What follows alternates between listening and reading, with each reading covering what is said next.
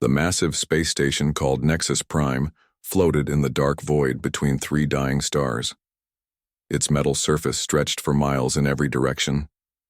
Bright lights marked the docking bays where ships from across the galaxy came to rest. Inside the station, millions of beings from hundreds of different worlds had gathered for one purpose. They came to watch the greatest fighting tournament in known space. Kim Ji-won stepped off the small Earth transport ship. Her black hair was tied back in a simple knot. She wore plain gray clothes that looked nothing like the colorful armor and robes worn by other fighters. At 5 feet and 4 inches tall, she seemed tiny compared to the massive creatures walking. Through the station corridors, a group of blue-skinned aliens pointed at her and made clicking sounds that might have been laughter. One of them spoke in broken universal standard. "Look at the little human. She thinks she can fight real warriors." Ji-won did not react. She had heard worse things before. She walked past them without changing her expression or slowing her pace. Her grandfather had taught her that words from fools carried no weight. The main arena was a sight that made even experienced travelers stop and stare. The fighting platform sat in the center of a massive dome. Around it, seats rose up in all directions like the inside of a giant bowl. 2 million beings could fit inside when the arena was full. Today it would be full. Holographic displays showed the faces and statistics of fighters from across the galaxy. The Virex champion had skin like living metal and could punch through solid rock. The Korthak warrior could generate plasma from his bare hands. The Zilonian fighter moved faster than most beings could see. But all of these fighters were here for one reason. They wanted to challenge the current champion. Thrak the destroyer stood 12 feet tall. His body was covered in dark green scales that could stop energy weapons. Bone spikes grew from his shoulders and arms like natural armor. His yellow eyes held no mercy or kindness. For 7 years he had held the championship. In that time he had fought 137 opponents. None had lasted more than 2 minutes against him. 43 had died in the ring. Ji-won found the registration desk. The alien clerk was a thin creature with 4 arms and large black eyes. It looked at her with obvious confusion. "You wish to register for the tournament?" the clerk asked. "Yes," Ji-won said simply. The clerk's 4 hands moved over his computer pad. Species, human. Homeworld, New Sol Colony. Height, 5 feet 4 inches. Weight, 120 pounds. The clerk looked up. "Are you certain about this? The tournament is not for entertainment fighting. Many contestants die." "I understand," Ji-won said. "The entry fee is 50,000 galactic credits," the clerk continued. Ji-won placed a small data chip on the counter. The clerk scanned it, and his eyes widened. The chip contained exactly 50,000 credits and nothing more.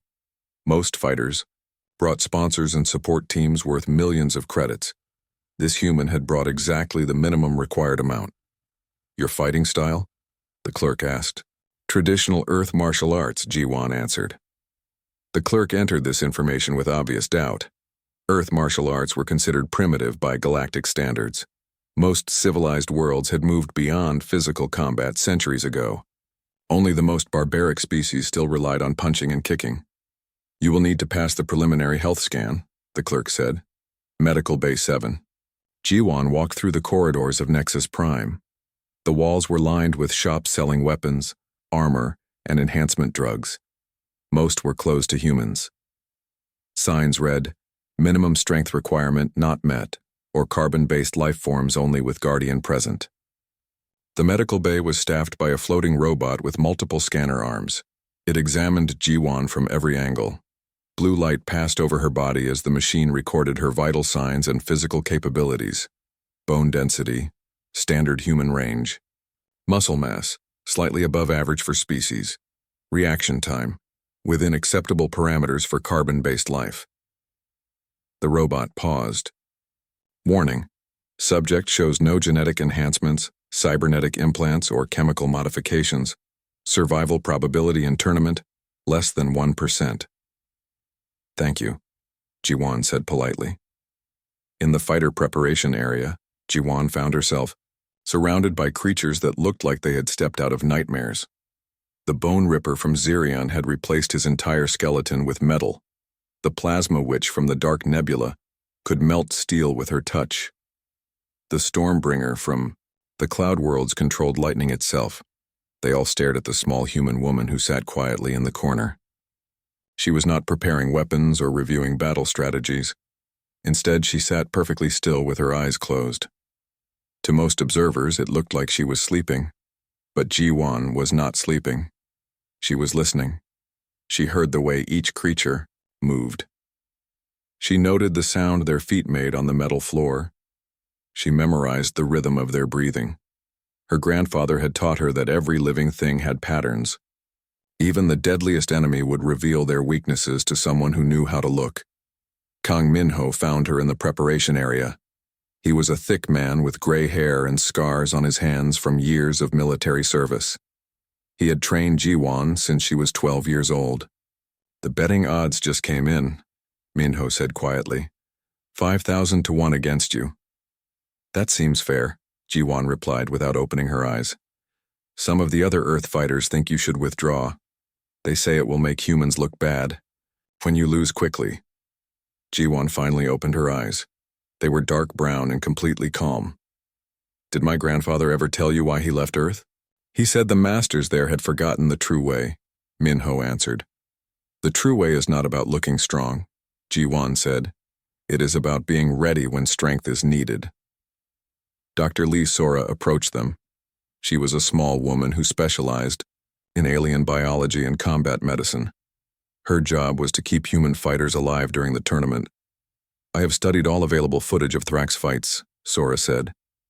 "His signature move generates approximately 40,000 pounds of kinetic force. That is enough to crush a military vehicle."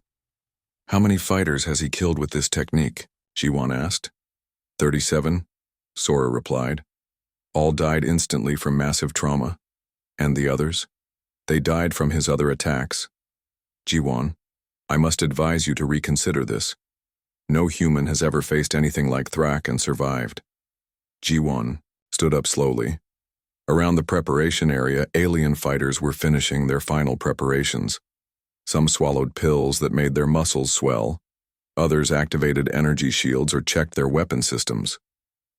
"Dr. Sora," Ji-won said, "what happens to water when it meets a stone?" "The stone stops the water," Sora answered, confused. "What happens to water when it meets a mountain?" "The mountain stops the water. And what happens to water when it has time?" Sora thought for a moment. "It carves through both stone and mountain." Ji-won smiled slightly. It was the first emotion she had shown all day. "My grandfather taught me to be like water, patient, persistent, always finding the way through." The first matches would begin in 1 hour. Somewhere in the arena above them, 2 million beings were taking their seats. Across the galaxy, billions more were tuning in to watch the tournament. They expected to see the small human woman destroyed, quickly and violently. None of them suspected they were about to witness something that would change how the entire galaxy thought about Earth and its people forever. 20 years before the tournament, a young Kim Ji-won knelt in the training hall of New Seoul Colony. The room was simple and bare. Wooden floors worn smooth by countless feet stretched from wall to wall. Paper screens filtered the artificial sunlight that came through the dome overhead. Master Park Dae-ho stood before her. He was an old man with white hair and kind eyes. But when he moved, his body flowed like wind through grass. He had been one of the last masters to leave Earth when the homeworld decided that old fighting ways were no longer useful. "Granddaughter," he said in Korean, "show me the morning forms." Ji-won was only 8 years old then. Her movements were clumsy compared to her grandfather's grace. But she tried her best to copy the flowing motions he had taught her. She moved her arms in slow circles. She stepped forward and back in patterns that looked like a dance. "Why do we move so slowly, Grandfather?" young Ji-won asked. "The other children learn fast fighting on the computer programs." Master Park smiled. "Fast is not always strong. Strong is not always wise. We learn the slow way because it teaches the body to remember. When danger comes quickly, the body will know what to do without the mind needing to think." He showed her a simple exercise. "Push against my hand," he said, holding out his palm. Jiwon pushed as hard as she could. Master Park did not move. Now push against my hand again, but this time think of water flowing around a rock. Jiwon tried again. This time when she pushed, her grandfather's hand moved away smoothly. Her force went past him instead of stopping against him. She nearly fell forward. You see, Master Park said. The rock thinks it is stronger than water, but water always finds a way through. Years passed. Jiwon grew from a child into a young woman. Every morning she practiced the old forms. Every evening she learned the history of her people. Master Park told her stories about the ancient warriors called Hwarang who protected their kingdom with skill instead of size. Other species have claws, he would say. Others have thick skin or poison or great strength. But humans have something better. We have minds that can learn anything. We have bodies that can adapt to any challenge. Most importantly, we have hearts that never give up. When Jiwon turned 16, her grandfather began teaching her the secret techniques. These were fighting methods that had been passed down through his family for hundreds of years. They were not written in any book or stored in any computer. They lived only in the memory of those who learned them. The galaxy thinks we are weak because we have no natural weapons, Master Park explained, as he showed her how to turn an opponent's strength against them. But this is our greatest gift. We must learn to make weapons from everything around us. Our bones become spears, our muscles become springs, our minds become shields. The training was harder than anything Jiwon had ever done. She learned to fall without being hurt. She learned to move without making sound. She learned to strike with perfect timing and perfect placement. Most difficult of all, she learned to wait. Patience is the master of all other skills, her grandfather taught her. The angry fighter makes mistakes. The frightened fighter hesitates. The proud fighter underestimates. But the patient fighter sees all, knows all, and strikes when the moment is perfect. One day when Jiwon was 18, news came to New Seoul Colony. The Galactic Combat Federation was announcing a new tournament. The greatest fighters from across the known worlds would compete for the title of Universal Champion. The prize money was enormous. The honor was beyond measure. You should enter, Master Park told his granddaughter. Jiwon was surprised. Grandfather, I am not ready. The aliens are so much stronger than humans. Strength has many forms, the old man replied. You have trained in the strength of water. You have learned the strength of patience. You have mastered the strength of adaptation. These are greater than the strength of muscle or claw. But what if I fail? What if I bring shame to our family? Master Park took her hands in his old, weathered ones. My child, there is no shame in trying. There is only shame in not being true to what you have learned. You carry the wisdom of centuries in your movements. You carry the spirit of the Hwarang in your heart. Win or lose, you honor our ancestors by showing the galaxy what humans can truly do. That night, Jiwon watched recordings of past tournaments. She saw creatures that could breathe fire, warriors that moved faster than light, beings that could crush metal with their bare hands. She saw the current champion, Thrak the Destroyer, and learned about his terrible reputation. In 7 years of competition, Thrak had never shown mercy. He fought to kill, not just to win. His signature move, which he called the Galaxy Crusher, had ended more lives than any other technique in tournament history. Commentators described him as unstoppable, unbeatable, and without weakness. But Jiwon watched his fights with different eyes than most observers. She did not see an unbeatable monster. She saw patterns. She saw habits. She saw the way he always moved his left foot first when preparing his devastating attack. She saw how he pulled his right arm back in exactly the same way every time.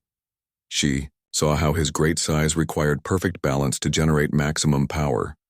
Every fighter has patterns, she remembered her grandfather saying. The stronger they are, the more they depend on their patterns. Find the pattern and you find the weakness. Dr. Lee Sora had been studying alien biology for 15 years. She knew more about non-human anatomy than almost any other human scientist. When Jiwon came to her asking for help, Sora was both excited and terrified. I can help you understand how their bodies work, Sora said. But Jiwon, These creatures evolved to be killing machines. Their bones are denser than ours. Their muscles are stronger than ours.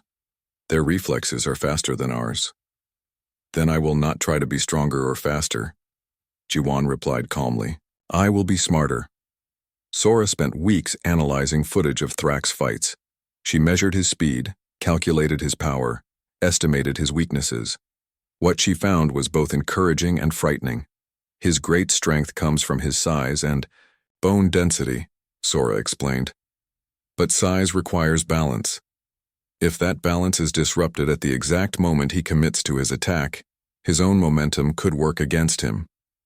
How much force would be needed to disrupt his balance? Jiwan asked. Sora did the calculations. Far less than you might think. But the timing would have to be perfect. 1/10 of a second too early or too late, and his attack would kill you instantly. Jiwan nodded. My grandfather taught me about timing. Kang Minho had been a soldier before he became a trainer. He had fought in the border wars against the Krex Empire. He had seen what alien weapons could do to human bodies. When Jiwan told him about her plan to enter the tournament, his first reaction was to refuse. I will not train someone to commit suicide, he said firmly. But Jiwan was persistent. She showed him the techniques her grandfather had taught her. She demonstrated her ability to redirect force and use an opponent's strength against them. Slowly, Minho began to understand that this was not just another human trying to fight like an alien. This was something entirely different. Your grandfather was a wise man, Minho admitted after watching her train. But wisdom alone will not be enough. You will need to be in perfect physical condition. You will need reflexes faster than any human has ever achieved. You will need the mental focus of a machine. For 2 years they trained together. Minho pushed Jiwan harder than he had ever pushed any soldier. They worked in high-gravity chambers to build her strength. They used computer simulations to sharpen her reflexes. They practiced against holographic opponents that moved with inhuman speed and power. But the most important training happened in the quiet moments. In meditation, Jiwan learned to empty her mind of fear and doubt. In visualization exercises, she practiced her techniques thousands of times until they became as natural as breathing. In mental preparation sessions, she learned to see victory not as a possibility, but as an inevitability. The day before she left for Nexus Prime, Master Park called her to the training hall one final time. He was very old now, and his movements were slower than before. But his eyes still held the fire of the ancient warriors. You are ready, he said simply. How can you be sure, grandfather? Because you are no longer trying to be strong enough to win. You have become strong enough to be yourself. That is the only strength that matters. As Jiwan's ship departed from New Soul Colony, she carried with her the hopes of her people and the wisdom of her ancestors. She also carried something that no alien fighter possessed, the absolute certainty that she belonged in the tournament not despite her humanity, but because of it. The first preliminary match was scheduled for Arena Platform 7. Jiwan's opponent was a Vrax warrior named Kelos the Bone Crusher. He stood 8 feet tall and weighed 400 pounds. His skin looked like living metal, and his fists could punch holes through solid rock. In 43 previous fights, he had never lost. The crowd gathered around Platform 7 was small compared to the main arena, but still numbered in the thousands. Most had come to see the spectacle of a human being destroyed quickly. Betting windows showed odds of 200 to 1 against Jiwan surviving the first minute. Kelos entered the platform with a show of dominance. He roared at the crowd, flexed his massive muscles, and demonstrated his strength by crushing a steel bar with his bare hands. The crowd cheered and stamped their feet. Jiwan entered quietly. She wore simple black training clothes and soft shoes. She bowed politely to her opponent, who laughed at the gesture. To him, it looked like prey trying to appease a predator. The referee was a floating robot with multiple eyes and sensors. Its mechanical voice announced the rules in Universal Standard. Combat continues until one fighter yields, is rendered unconscious, or dies. Use of external weapons is prohibited. Fight begins in 10 seconds.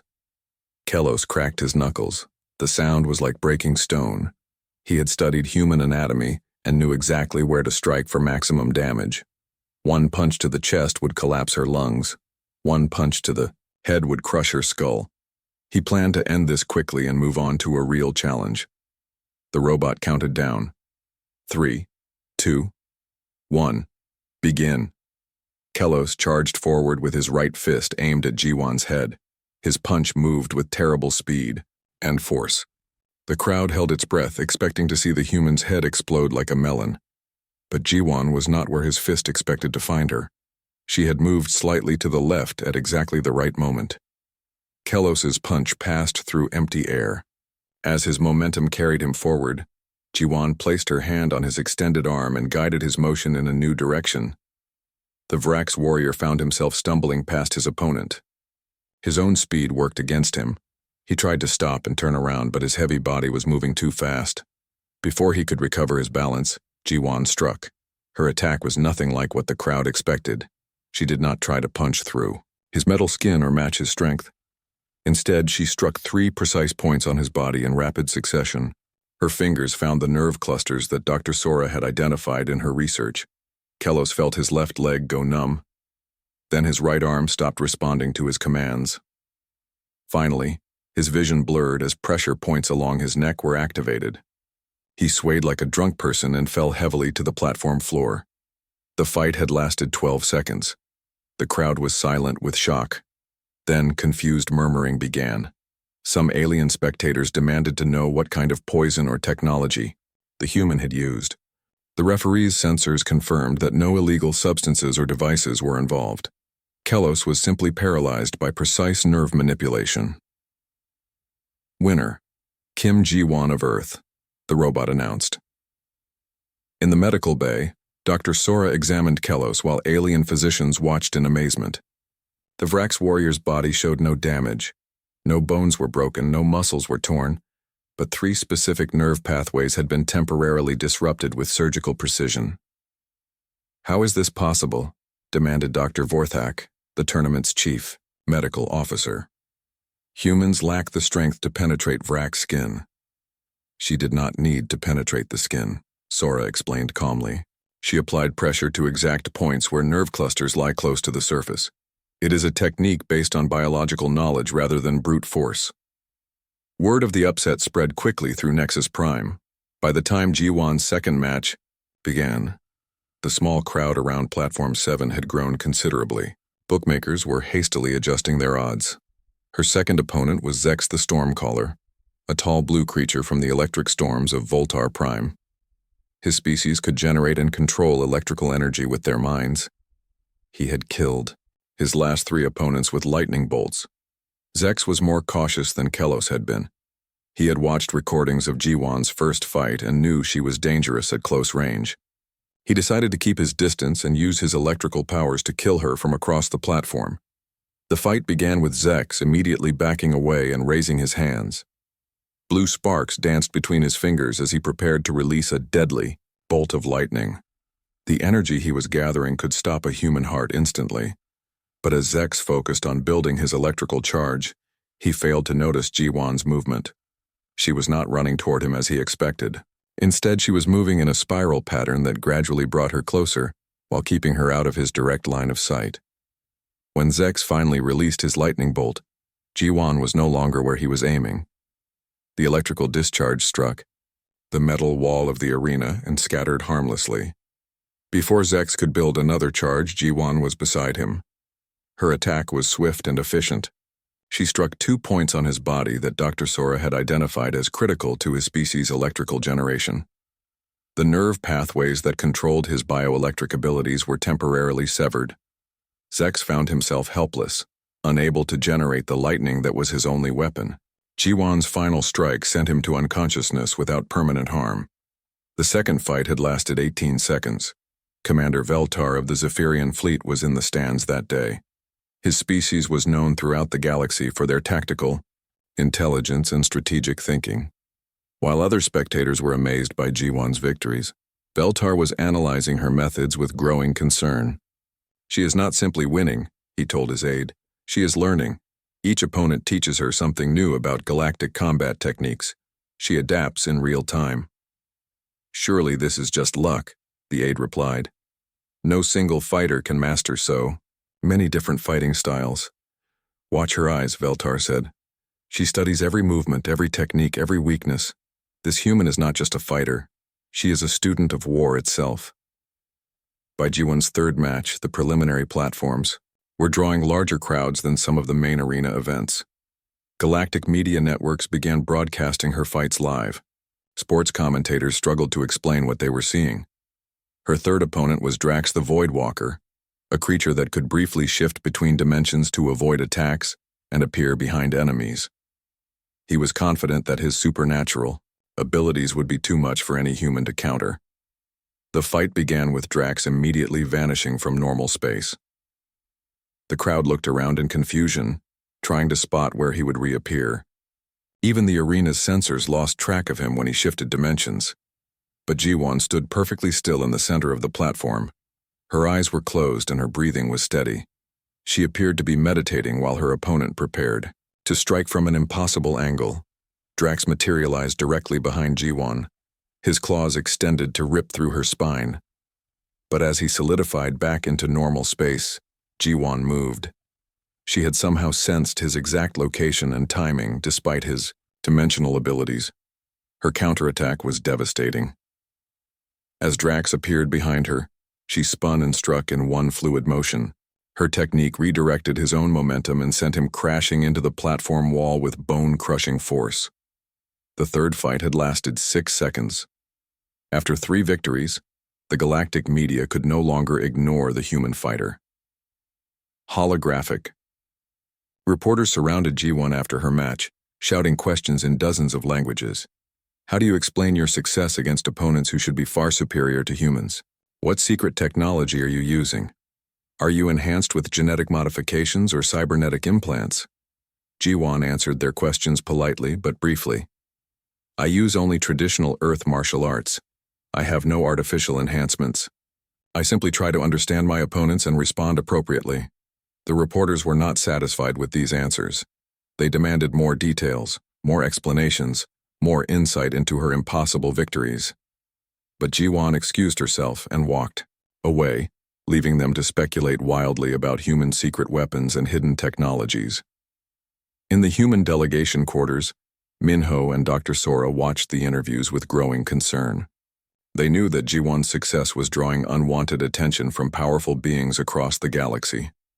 The Krex Empire has sent observers, Minho reported. So have the Vorthak Collective and the Zephyrian Fleet.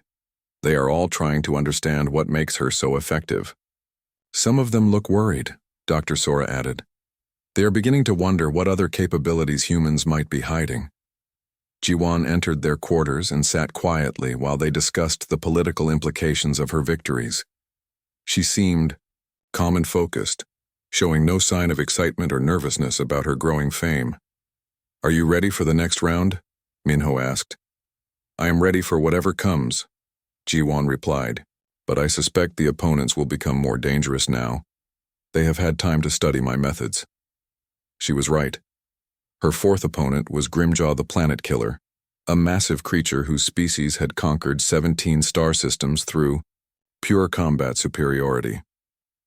Unlike her previous opponents, Grimjaw had spent hours analyzing her fighting techniques.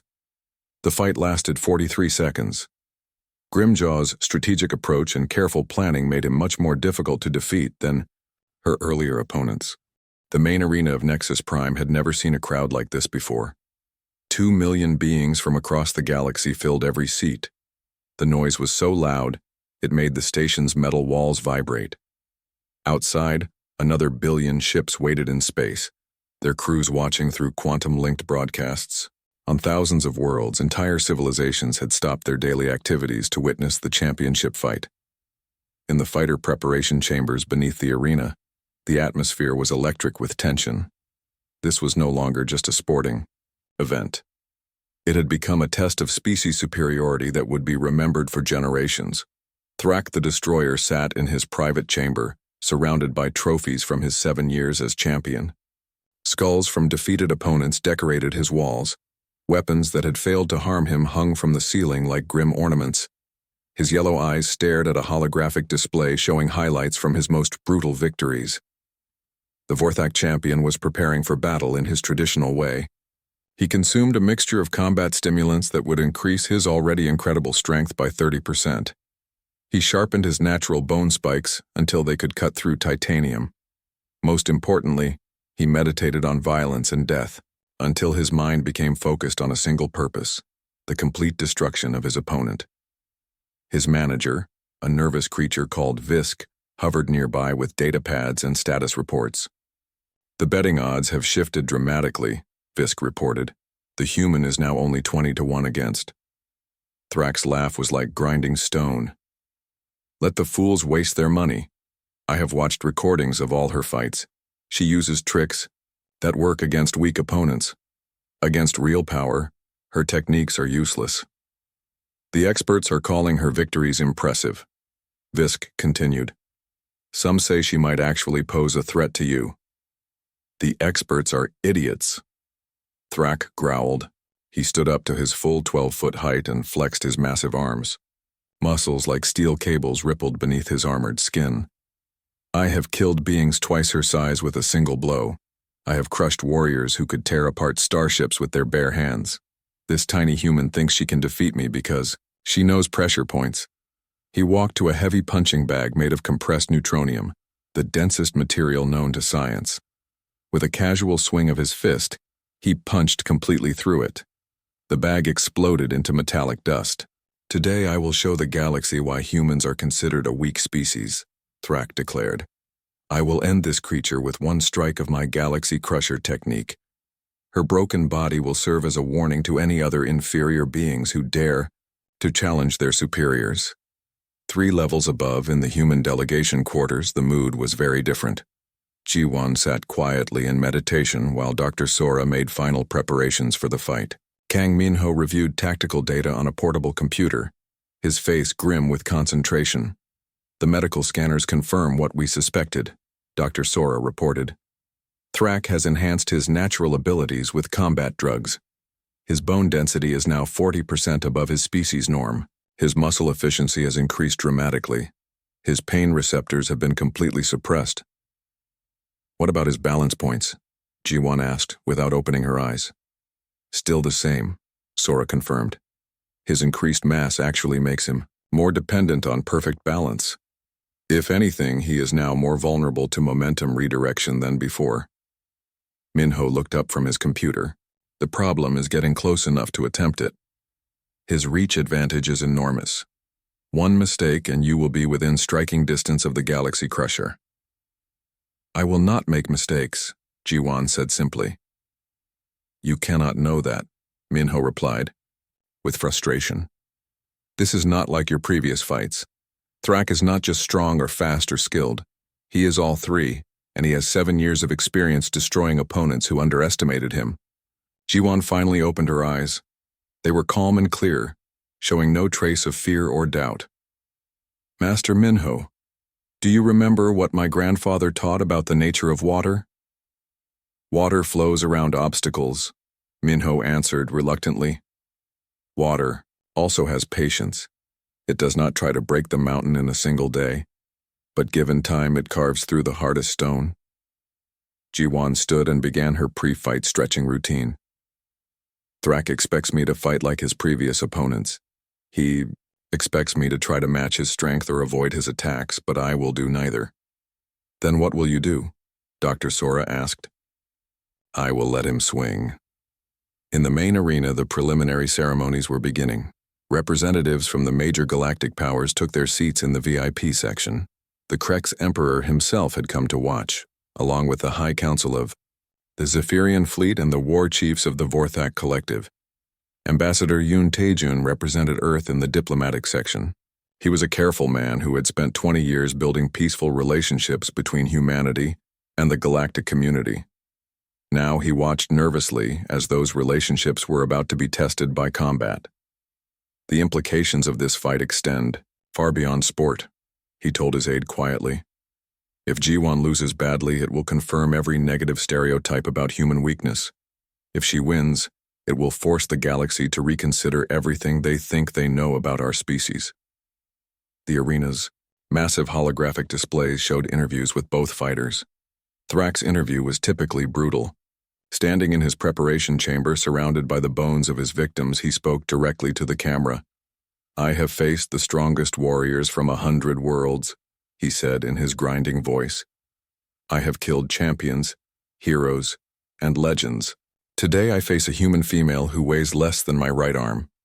This is not a fight. This is an execution." The interviewer asked about Jiwan's impressive victories in the preliminary rounds. Thrak's laugh was like breaking glass. "She defeated weak opponents using parlor tricks.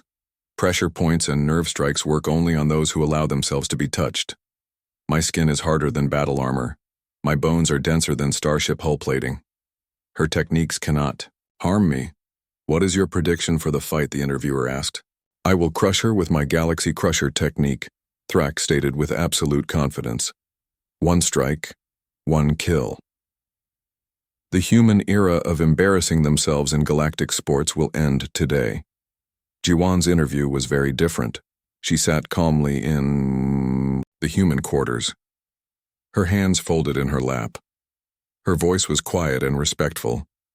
"Thrak is a formidable opponent," she acknowledged. "He has proven his skill against many great fighters. I have enormous respect for his achievements. Do you believe you can defeat him?" the interviewer asked. "I believe I am prepared to face whatever happens in the arena," Jiwan replied diplomatically. "Thrak has stated that he will end the fight with a single blow. How do you respond to that threat?" Jiwan was quiet for a moment, as if considering her words carefully. "My grandfather taught me that the strongest technique is often the most vulnerable one. Great power requires great commitment. When someone commits everything to a single attack, they create an opportunity for their opponent." "Are you saying you have a strategy to counter the Galaxy Crusher?" "I am saying that I will be ready for whatever Thrak chooses to do." The interviews were broadcast across the galaxy, and the reactions were immediate. On most worlds, Jiwan's quiet confidence was seen as either admirable bravery or foolish delusion. Thrak's brutal directness was interpreted as either honest assessment or cruel arrogance. But on Earth and the human colonies, people watched with different eyes. They saw something in Jiwan's manner that reminded them of their ancestors. The same calm determination that had carried humans across oceans and between stars. The same quiet strength that had turned a small blue planet into the home of a spacefaring civilization. As the final hour approached, both fighters made their way to the arena floor. The crowd's noise became deafening as they caught sight of their champions. Thrak entered first, as befitted the defending champion. He strode to the center of the massive fighting platform with obvious confidence. His 12-foot frame cast a shadow that seemed to cover half the arena. He raised his arms above his head and roared a challenge that could be heard even over the crowd noise. The spectators went wild with excitement. This was the monster they had come to see, the unstoppable force that had dominated galactic combat for 7 years. Many had traveled across the galaxy just to witness his power in person. Jiwan entered from the opposite side of the arena. The contrast could not have been more dramatic. Where Thrak was massive, she was small. Where he was loud, she was quiet. Where he sought to intimidate, she simply walked forward with steady purpose. But as she moved toward the center of the platform, something unexpected happened. The crowd began to quiet. There was something in her movement, something in her bearing, that commanded attention and respect. She did not look like a victim walking to her execution. She looked like a warrior approaching her destiny. The two fighters met at the center of the platform. Thrak towered over Jiwan like a building over a person. His shadow completely covered her small form. The arena referee, a floating robot with advanced sensors, began the final preparations. Combat will continue until one fighter yields, is rendered unconscious, or dies. All external weapons are prohibited. Biomechanical enhancements within species normal range are permitted. Medical intervention will be provided only after combat has ended. The moment the referee's signal sounded, Thrak exploded into motion. His massive body moved with shocking speed for something so large. Every muscle in his 12-foot frame contributed to the devastating attack he had perfected over 7 years of competition. The Galaxy Crusher was more than just a punch. It was a technique that focused every ounce of Thrax's enormous strength into a single point of impact. His right fist, dense as compressed metal and sharp as a weapon, hurtled toward Ji-won's chest with enough force to cave in a starship hull. The crowd watched in horrified fascination. Most expected to see the small human woman exploded into pieces by the impact. Some looked away, unable to witness such brutal destruction. Others leaned forward, morbidly curious to see exactly how devastating the champion's signature move could be. But Ji-won did not move like a victim. As Thrax's fist approached her chest, she stepped forward instead of backward. This was the opposite of what every survival instinct should have told her to do. Moving toward the attack seemed like suicide. Yet as she stepped forward, Ji-won's body began to flow like water around a stone. Her grandfather's 20 years of training took over completely. Her conscious mind stepped aside and let her body remember everything it had learned. Thrax's fist was aimed at the center of her chest, where the impact would crush her heart and lungs instantly. But as the blow approached, Ji-won rotated her torso slightly. The deadly fist passed just inches from her body, missing her by the smallest possible margin. At the same instant, her hands came up to touch Thrax's extended arm. Her contact was so gentle, it would not have disturbed a feather. But the placement was perfect, and the timing was exact. Master Park had taught her that every motion contains within it the seeds of its own reversal. Thrax's incredible momentum, focused so precisely in one direction, could be redirected if touched at exactly the right points with exactly the right technique. Ji-won's left hand touched a pressure point on Thrax's wrist. Her right hand contacted a nerve cluster on his elbow. For a fraction of a second, she guided his devastating attack along 5 different vectors simultaneously. The result was catastrophic for the champion. His body, moving at tremendous speed, suddenly found its momentum divided and redirected. Physics took over with merciless efficiency. Thrax's right arm was pulled in one direction, while his left shoulder was pushed in another. His massive torso, twisted as forces he could not control, seized his body. His legs, unable to adjust to the sudden change in direction, tangled beneath him. The sound that followed was like a building collapsing. Bone cracked against bone. Joints separated with wet popping noises. Muscles tore as they were stretched beyond their limits. Thrax's body hit the platform surface and bounced. His right arm was twisted at an impossible angle. His left leg bent backward at the knee. His massive torso was contorted as if he had been caught in an explosion. The arena fell completely silent. 2 million beings stared in shock at what they had just witnessed. The unstoppable champion lay motionless on the platform, his body broken in ways that seemed impossible. The small human woman stood calmly in the center of the arena, barely breathing hard from her effort. For 10 seconds, no one moved. No one spoke. The silence was so complete that the hum of the station's life support systems could be heard clearly. Then the medical robots rushed onto the platform. Their scanners confirmed what everyone could see, but no one wanted to believe. Thrax the Destroyer, 7-time galactic champion, killer of hundreds, was unconscious and severely injured. His right arm was broken in 3 places. His left shoulder was completely dislocated. His spine showed stress fractures from the violent twisting motion, but he was alive. Ji-won's technique had been designed to neutralize, not to kill. Despite the terrible appearance of his injuries, none were life-threatening. The medical robots began emergency treatment while the crowd watched in stunned amazement. The referee robot floated to the center of the platform. Its mechanical voice seemed unusually loud in the absolute silence of the arena. Thrax the Destroyer is unable to continue. Winner by technical knockout, Kim Ji-won of Earth. The announcement triggered an explosion of sound unlike anything ever heard on Nexus Prime. 2 million beings erupted into chaos. Some cheered wildly for the impossible victory they had just witnessed. Others shouted in disbelief and anger. Many simply sat in shocked silence, trying to process what their eyes had shown them. In the VIP section, the most powerful beings in the galaxy struggled to understand the implications of what had just happened. The Krex Emperor leaned forward in his seat, his four eyes focused intently on the small human figure in the arena.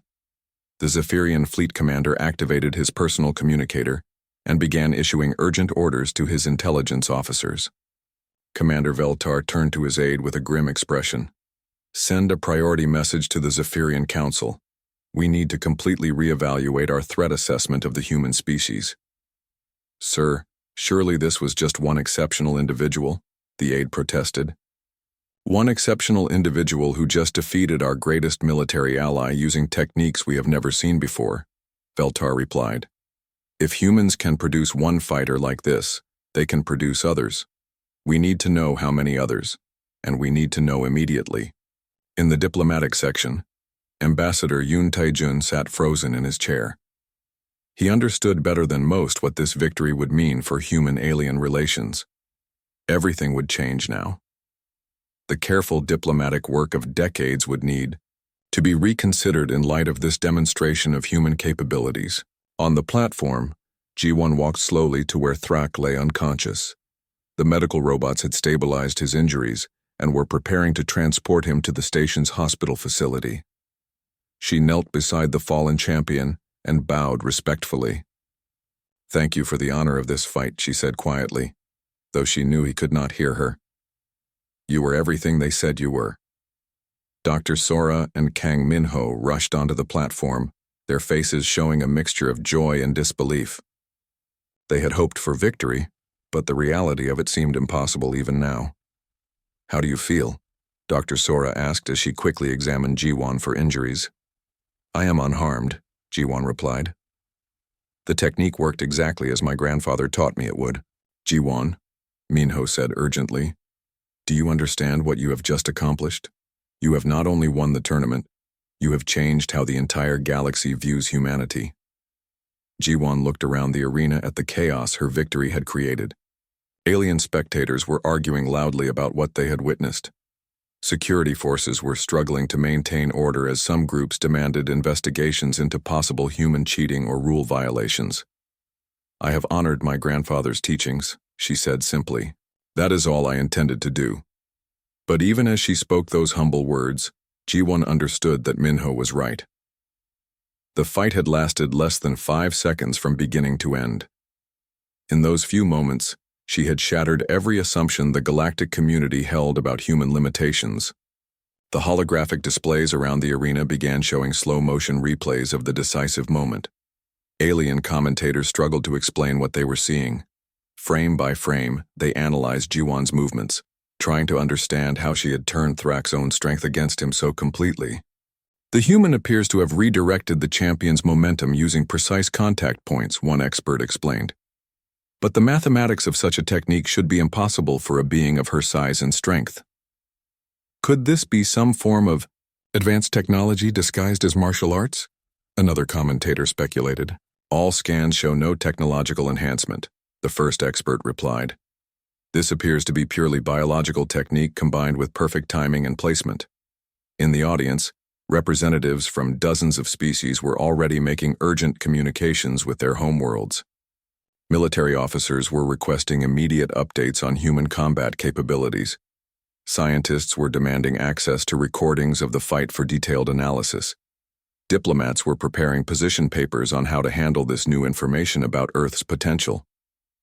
The victory ceremony was unlike any in tournament history. Traditionally, the winner would stand alone on a podium while the crowd cheered, and the previous champion lay defeated at their feet. But G1 requested that medical updates on Thrak be provided throughout the ceremony. She refused to celebrate while her opponent's condition remained unknown. When the medical robots reported that Thrak would recover completely from his injuries, G1 finally allowed herself to smile. The crowd saw this expression of relief and realized that the human fighter had been genuinely concerned for her opponent's welfare.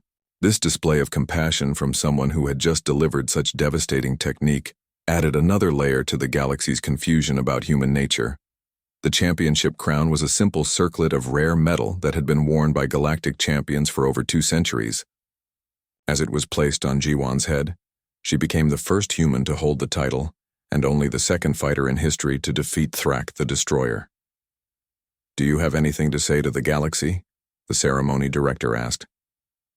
Jiwan looked up at the millions of faces surrounding her and the billions more watching through quantum broadcasts. She thought of her grandfather's teachings of Master Park's quiet wisdom. 3 days after the championship fight, the galaxy was still reeling from what it had witnessed. Emergency sessions were being held in the parliaments and war councils of every major civilization. Trade agreements were being reconsidered. Military strategies were being completely rewritten. On Nexus Prime, Kim Ji-won sat quietly in the human delegation quarters. Outside her window, she could see the constant stream of ships arriving and departing from the station. Many carried diplomats and military observers who had come to study the recordings of her fight. Others brought scientists and researchers hoping to understand human combat techniques. Ambassador Yoon Taejun knocked on her door and entered with a concerned expression. His normally neat diplomatic uniform was wrinkled from lack of sleep. He had spent the past 3 days in emergency meetings with representatives from dozens of worlds. "Jiwon, we need to talk about what happens next," he said as he sat down across from her.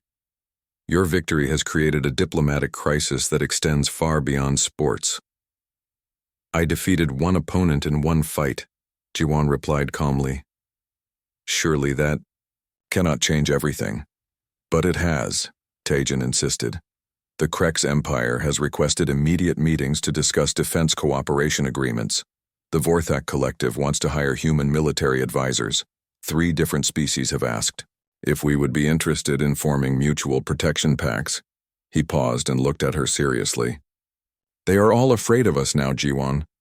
For the first time in galactic history, other species are worried about what humans might do if we decided to become aggressive." Through the window, they could see a massive Zephyrian battleship taking position near the station. Its weapons were not aimed at Nexus Prime, but its presence sent a clear message about how seriously the Fleet Command was taking this new development. Dr. Lee Sora joined them, carrying a datapad filled with analysis reports. "I have been monitoring galactic communications networks," she said. "The reaction to your victory is spreading faster than we anticipated. Some worlds are panicking. Others are trying to establish stronger ties with Earth immediately." "What kind of panic?" Taejin asked. "Military recruitment has increased by 300% in the Krex Empire," Sora reported. "The Vorthak Collective has activated their reserve fleets. Even the usually peaceful Alderaan Federation has begun expanding their defense forces." Jiwon listened to these reports with growing sadness. "This was not my intention. I only wanted to honor my grandfather's teachings and show that humans could compete with other species." "Your intentions do not matter now," Taejin replied gently. "What matters is that you have demonstrated capabilities that no one knew humans possessed. The galaxy is being forced to reconsider everything they thought they knew about us." A communication alert sounded on Taejin's personal device. He checked the message and his expression became grave. "The Galactic Council has called an emergency session. They want to discuss new classifications for human combat capabilities. They are also requesting that Earth provide detailed information about our martial arts traditions and military training methods." "Will Earth comply?" Jiwon asked. "That decision is far above my authority level," Taejin admitted. "But I suspect our government will need to balance transparency with security concerns. If we reveal too much, it might trigger even more fear. If we reveal too little, it might trigger suspicion and hostility." Kang Minho entered the quarters with news from the training facilities. "I have been contacted by over 40 different species asking if I would train their fighters in human techniques. The offers are enormous. Some are willing to pay enough credits to fund an entire colony world."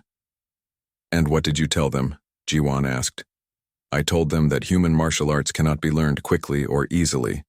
They require years of dedicated practice and a complete change in fighting philosophy." Most were not interested when they learned there were no shortcuts. Dr. Sora looked up from her datapad. "There is something else you should know. Several species are already trying to create their own versions of your techniques. They are using computer analysis and biomechanical modeling to reverse engineer what you did to Thrak." "Will they succeed?" Taejin asked. "Unlikely," Sora replied. "They are focusing on the physical movements while ignoring the mental and philosophical aspects. They see only the technique without understanding the wisdom behind it. A new message appeared on the communication system. This one carried the official seal of the Earth government. Taijun read it quickly and then looked at Ji-won with surprise. "You are being recalled to Earth immediately," he announced. "The president wants to meet with you personally. There are also requests for you to address the Global Defense Council and the Colonial Administration." "What will they want from me?" Ji-won asked. "Probably everything," Taijun replied honestly. "They will want to know exactly what you can do, how you learn to do it, and whether other humans can be trained to the same level. They will also want your assessment of how this victory might affect Earth's position in the galaxy." 2 days later, Ji-won stood in the departure lounge waiting for transport back to Earth. Her small bag contained everything she had brought to Nexus Prime, plus the championship crown that now belonged to humanity. Around her, the station buzzed with activity as aliens tried to process the implications of recent events. Commander Veltar approached her as she waited for boarding. The Zephyrian officer looked tired and concerned. "Miss Ji-won, I wanted to speak with you before you departed." "Of course, Commander. My people pride themselves on strategic intelligence," Veltar began. "We study other species carefully and plan for all possible scenarios. But your victory has forced us to admit that we understood nothing about human potential." He paused and looked around to make sure they were not being overheard. "I must ask you directly. Are there others like you? Does Earth have an army of fighters with your capabilities?" Ji-won considered the question carefully. "Commander, my grandfather taught me that every human has the potential to learn what I have learned, but few have the patience or dedication required for such training. Most prefer easier paths to strength. But some do choose the difficult path?" "Some do," Ji-won confirmed. "On New Sol, there are perhaps 20 students who have trained for more than 10 years in the old ways. On Earth itself, there are traditional schools in many countries. I do not know how many serious practitioners exist, but they are not numerous."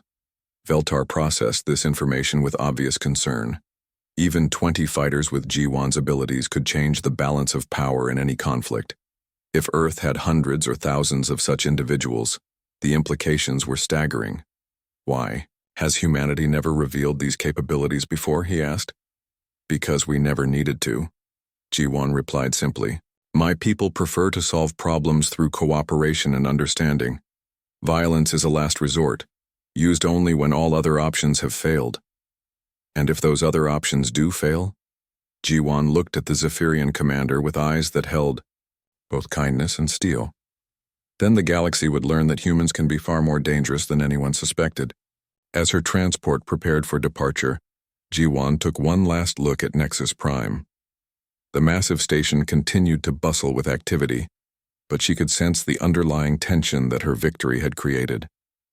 Fear and respect were often closely related, and the galaxy was struggling to decide which emotion was more appropriate for humanity. The journey back to Earth took several days through hyperspace. During that time, Ji-won meditated on what her grandfather would think of these developments.